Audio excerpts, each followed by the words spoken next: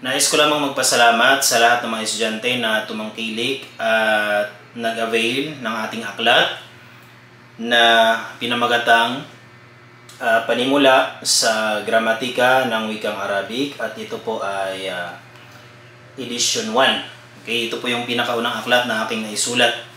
At ito ay inipon po natin at isinulat bilang pagtugon sa mga estudyante na naghahanap ng paliwanag patungkol sa paksang Nahwu gamit ang wikang Filipino. At alhamdulillah, sa kaunting kaalaman na ibinigay sa atin ng dakilang Allah, ay nabuo po natin ito, naisulat natin ang aklat na ito.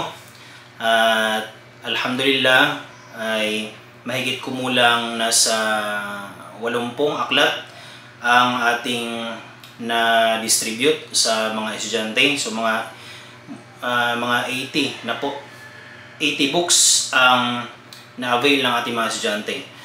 At nais kong ipaalam na natapos na po nating na-distribute lahat ng aklat mula sa first, second at saka sa third batch. So lahat po ng iyon mula sa month of October, November ay na-distribute na po natin lahat. At sa third batch, inshallah subhanahu wa ta'ala, sa first week po ng December. So lahat po ng first, second at saka third batch ay na-sold out na po lahat. So inshallah subhanahu wa ta'ala, meron po tayong fourth batch ng aklat na ito. Dinagdagan po natin yung A5 booklet size sapagkat yun po ang hinahanap ng mga estudyante. So every month ay 20 pieces sa A4 size at saka 20 pieces din po sa booklet size, which is A5. Pero sa batch 4, inshallah subhanahu wa ta'ala, ay magre-release po tayo ng 50 piraso, inshallah, 50 pieces ng A5 booklet size, which is ito po yung hinahawakan ko ngayon, sapagkat ito po yung mabilis maubos.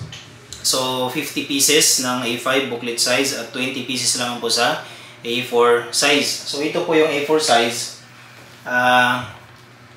Kalahati po niyan yung A5.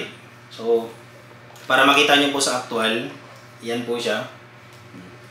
Kung pahiga po natin yung A5, dalawang piraso ng A5, yan na po yung A4. So ito po yung A5, ito yung A4 size. A4 is mas malaki, mas maliit po yung A5 booklet size. So pareho lang po sila ng nilalaman, pareho lang ng content, pareho lang ng mga topiko na napapaloob dito. Same lang din po sila ng kapal, lahat po sila is 257 pages, kasama na po yung cover niya.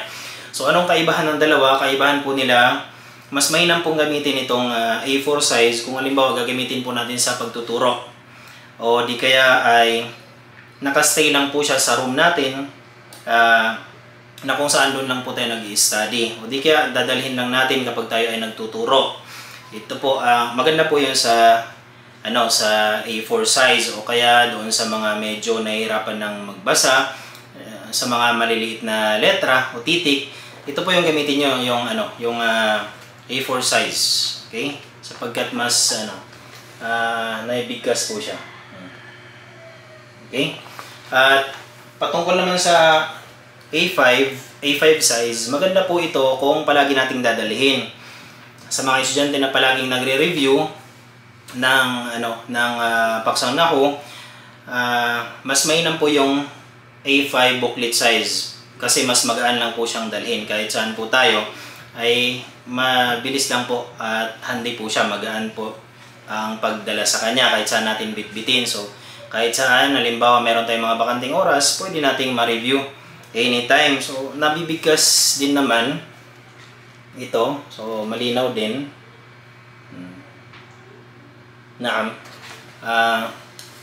Nabibigkas din naman na maayos. So lahat po nila is colored.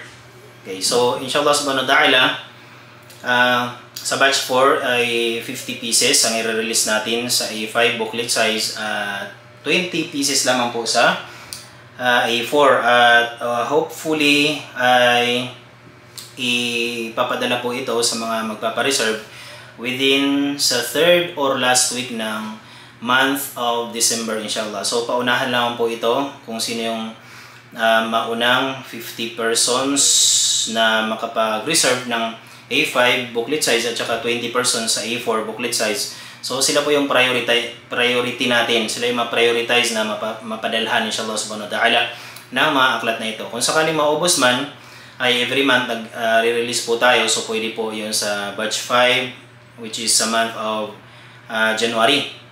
Inshallah subhanahu wa ta'ala. Kung maubos na naman, batch 6 month of last week ng January o di kaya first week ng February inshallah. Okay?